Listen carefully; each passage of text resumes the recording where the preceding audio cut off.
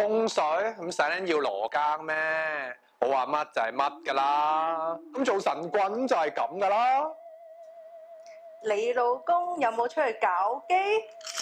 我開支卦抽隻牌就會知道。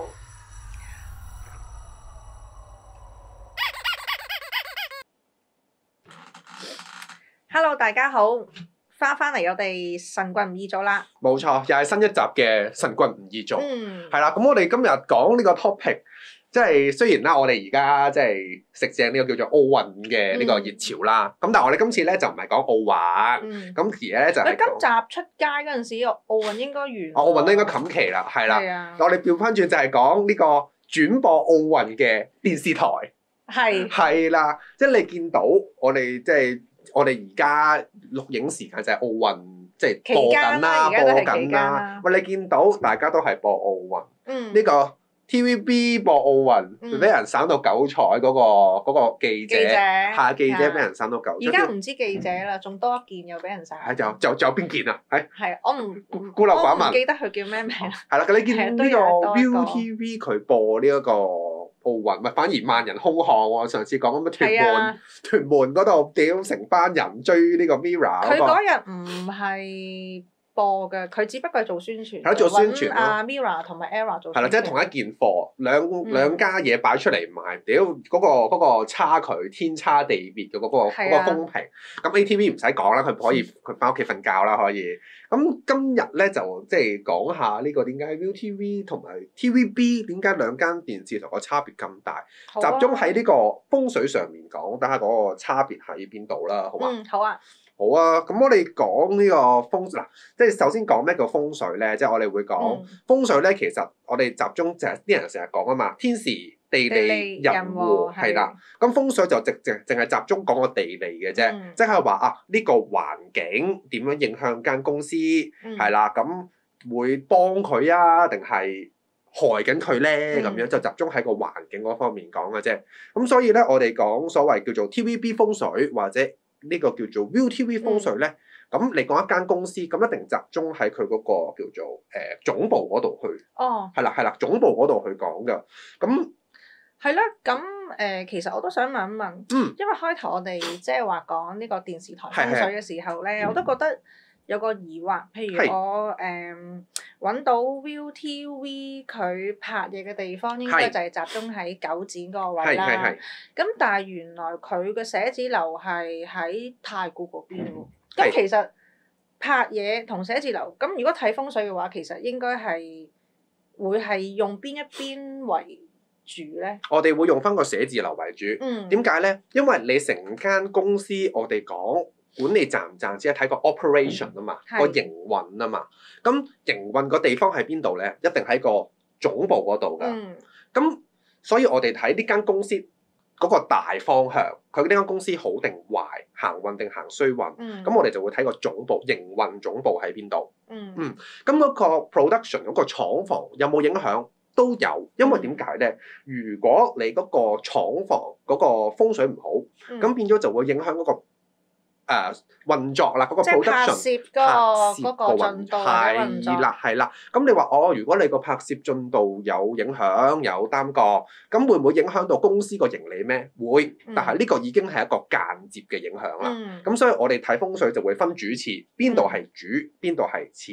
咁主就係我哋主力要去做嘢嘅地方，咁你話次啦，咁咪一啲輔助咯。咁你有錢，即係調翻轉假設啦，一個私人客戶揾你睇風水，咁如果佢有錢擺埋另外一邊嘅，咁當然可以。咁如果佢冇嘅，資源有限，咁啊淨係擺主要營運總部嗰個地方啦。所以回應翻你個問題咧 ，ViuTV 咧，我哋就會睇個營運總部喺邊度，係啦。咁當然你話好似TVB 咁樣，咁佢哋冇得講啦。佢哋拍嘢同嗰個營運都係喺嗰個，都係喺將軍澳電視城，係啦，冇錯啦，冇錯，將軍澳工業村嗰邊咯。咁所以TVB 就比較簡單啲，因為佢嗰個營運個總部同嗰個拍攝嗰個錄影廠都係同一個地方。以前係呢個叫做清水灣。咁而家就去咗呢個將軍澳。佢最初係喺廣播道先。最初喺廣播跟住就係啦，五台山，跟住就搬咗去清水灣啦。咁後尾而家就係將軍澳。係啦。其實可唔可以從佢呢個搬遷咧睇到佢？因為其實 TVB 喺我細個嘅時候啦，都幾輝煌噶嘛。話巴閉。係啦，即係都好巴閉大台啊嘛。係冇錯冇錯。即係都好似會唔會同佢啲起跌都有關咧？即係佢唔搬咗去唔同嘅地區，其實有影響。嚇。係啦，即係我哋會咁講啦。嗱，你話一間公司嗰個興衰係咪純粹話你搬個廠房就即刻有個180度轉折咧？絕對唔係嘅，係啦。咁但係你話當中天時地利人和呢個搬廠房對佢嗰個興衰有冇一個影響喺度咧？亦都絕對有，係啦。即係唔係話要過分強調呢個風水嘅影響力，但係佢個影響的確係存在嘅。咁我哋用翻你啱先講啦，五台山啦。咁當初揀五台山其實唔係 TVB 想嘅，即係呢啲係歷史因素啦。點解揀五台山？因為當時即係英國佬要控制呢個香港嘅呢一個傳媒，要喺佢受控之下。咁所以五台山好簡單，佢喺個山上面，咁有啲咩冬瓜豆腐出問題啦，咁只要英國佬只要封死山頭同埋山腳，即係個出入口嗰度，咁其實就已經可以控制晒上面所有傳媒㗎啦嘛。而且下面亦都係個軍營，即係九龍塘嗰個軍營咧，係啦，咁亦都係就腳㗎。咁所以其實當初擺五台山就唔係佢哋想揀嘅，而係一個即係我哋叫做政治因素啦，或者管治因素去決定。咁跟住再落啦，佢哋搬到去呢個清水灣。咁老實咧，嗱，清水灣係一個即係相比，我哋所有都係比較出嚟嘅啫。你話清水灣作為一個電視城，係咪一個叫做100分嘅風水寶地咧？唔係。但係所以對比起將軍澳工業村咧，咁清水灣就實在係一個好地方啦。因為點解咧？嗱，我哋可以即係睇，即係喺 Google Map 有個叫做Cap 圖啦。嗱，即係我哋睇 Google Map 嘅 Cap 圖，其實我哋可以見到咧，喺呢個叫做清水灣嗰個電影製片廠咧，佢喺嗰個港灣之內嘅。咁我哋講一個電視台，咁你即係一個叫做國際性嘅電視台啦嚇，即係 TVB 當時啲影片係賣埠噶嘛，即係賣去東南亞噶嘛。咁我哋睇一個即係會影響外地嘅一個即係企業嘅時候咧，一定係睇佢條水路嘅，因為行呢一個水龍咧，就係講緊行國際嘅路線嘅。咁而當初呢個清水灣電視城咧，佢就喺正呢個即係清水灣嗰邊係個港灣嚟嘅。咁相應地咧，佢嗰個水路咧係會 trap 住咗喺個港灣入邊。咁第一嗰個水嗰方面係好啲嘅。咁我哋對比起呢個叫做將軍澳啦，將軍澳好大家都知佢係一個填海位置啦，係啦，填海位置，而且重點係乜嘢咧？重點係將軍澳呢個地方本身就係處於一個我哋叫做去水位啊，去水位係啦，去水位嗱，咩叫去水位咧？其實唔複雜嘅，假設喺條街嗰度，我哋講你租鋪啦嚇，人流嚟嘅地方，我哋叫做來水位；人流出嘅地方，我哋叫去水位。咁俾你租間鋪，咁你會租喺人流嚟嘅來水位嘅地方啊，定係你會租間鋪喺啲人流走嘅地方嘅去水位啊？即係如果你想做生意嘅話，係咪？如果做生意嘅話，咁聽落去應該係來水會着數啲嘅，但係又未必會係頭位咯。係啦，即係但係你一定就唔會揀最尾嗰啲咯。係啦，冇錯啦。咁所以我哋其實睇呢個香港嗰條水路啦，咁香港好簡單，嗰條水路點解香港咁繁榮咧？係因為當初嗰個維港啊嘛。咁即係話其實維港係香港嗰條即係一個叫做命脈啊。我哋即係點解香港係一個國際都市，係因為香港行嘅係水龍，咁而香港最大嗰條水龍喺邊度？就係嗰個維港個港灣。咁喺呢個情況底下，來水位喺邊度咧？來水位就係你所講啦，我哋講嚟嗰地方就係上環嗰度嚟啦。咁開始入港喺邊度啊？就係差唔多中環嗰地方啦，因為中環對面就係尖沙咀呢個港島同九龍半島嘅嗰個交界位，嗰個位就係開始我哋嗰條水路最輝煌嘅地方啦。咁跟住你行完呢個港灣之後，當你出到去呢個叫做將軍澳嘅工業村其實就已經冇㗎啦，已經係去水位。咁即係換句説話講，好似你租間鋪咁樣，咁我哋嗰一條大街，嗱我哋即係觀塘啊，例如舉個例子，觀塘開源道咁樣，嗱觀塘開源道，你由呢一個叫做地鐵站落嚟馬會嗰度開始，東廣場馬會嗰度開始，咁然之後一路去到後尾去到街尾鴻圖道嗰度，咁中間其實你見到啲人流係越嚟越少，因為佢已經分流咗啦嘛，係咪？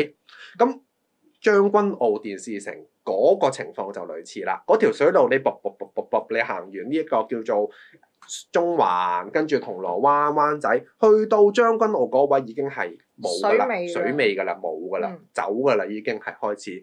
咁所以當你將個廠房搬遷咗喺呢個位嘅時候，先天上面你條水路就好大嘅欠缺啦。咁所以點解即係你話影響係乜嘢咧？最大嘅影響就係你搬咗個廠之後，你嗰個國際上面啊，國際嗰個影響力啊，就嘣咁啊插水咁跌啦。咁當然啦。即係你話天時佢自己當入邊嗰個即係嗰個決策影響個決策有冇影響？有，或者入邊個人事關係有冇影響？都有。但係最重要嗰個位就係佢一搬咗廠，嗰個國際嗰個影響力就直線咁下跌，佢就行唔到呢個國際路線啦。咁然之後咁當然咁就去到而家咁樣咯，係啦。咁 ViuTV 咧，可唔可以講下 ViuTV？因為嗱，其實大家如果有睇開，即係有留意開電視嘅新聞啊，或者 Mirror、Error 都知道，其實佢哋真係紅得好緊要啦而家。咁即係其實都代表 ViuTV 呢個電視台真係可以話係真係彈起咗㗎咯喎。可以咁講咯，佢哋行緊運咯。係咯，即係以我自己識得嘅人為例啦嚇，咁其實大部分唔好話大部分，即係99%嘅人其實都係睇 ViuTV。啱。係啊，咁同佢哋嗰個風水會唔會都有？即係可唔可以講下咧？都如果你話即係佢嗰個叫做headquarter 咯，咁你話對於佢點解會令到 ViuTV 咁樣嘅彈得咁厲害？個影響係咪真係咁直接咧？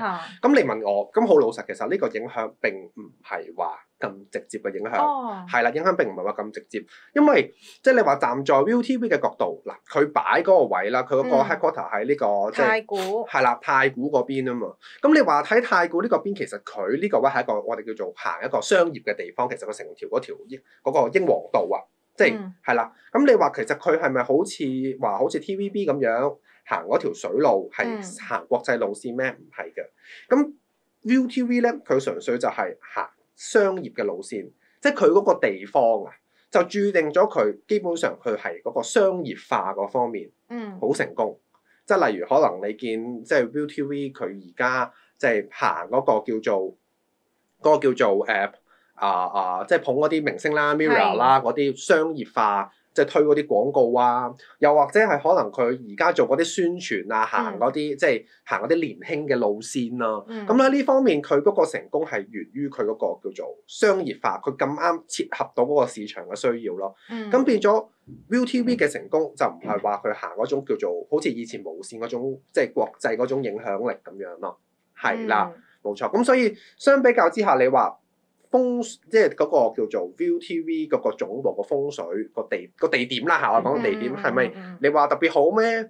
即係正常係啦，更加多我覺得 ViuTV 嘅成功係因為佢嗰個天時同嗰個人和嘅因素咯。係啦，即係你覺得 ViuTV 嘅成功其實喺風水上嘅元素其實唔算，即係佔嘅比例唔算大。係啦，反而係個即係可能叫做人為嗰個因素會大啲。天時同埋人和咯，即係佢天時就係咁啱。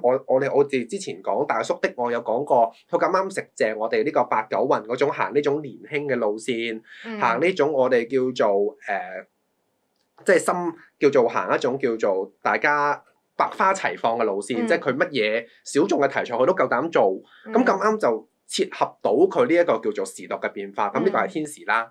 咁另外喺人和嗰方面，咁相應地 ViuTV 咁佢嗰個叫做即係可能叫胸襟比較廣闊啲啦，係啦，咁係啦，胸襟比較廣闊啲，咁佢各方面嘅人佢都夠膽用，係啦，咁變咗佢就喺天時同埋人和嗰方面，好明顯就比起呢個叫做 TVB 係優勝嘅，係啦。咁如果聽你咁講咧，咁 TVB 喺個廠房，即係無論係寫字樓同廠房都係喺呢個將軍澳啦。咁將軍澳本身個地區就唔算一個係風水好好嘅地區啦。絕對唔算。係啦，咁嗱，如果照你咁講，咁其實佢繼續喺呢一個地方嘅話，咁佢都係一路積弱落去。其實想翻身都，即係以你去咁樣睇，其實佢想翻身得唔得咧？即係或者叫個機會大唔大咧？想再回復翻好似以前嗰個咁光輝嗰個日子咁樣。嗱，咁佢而家呢個狀況啦，咁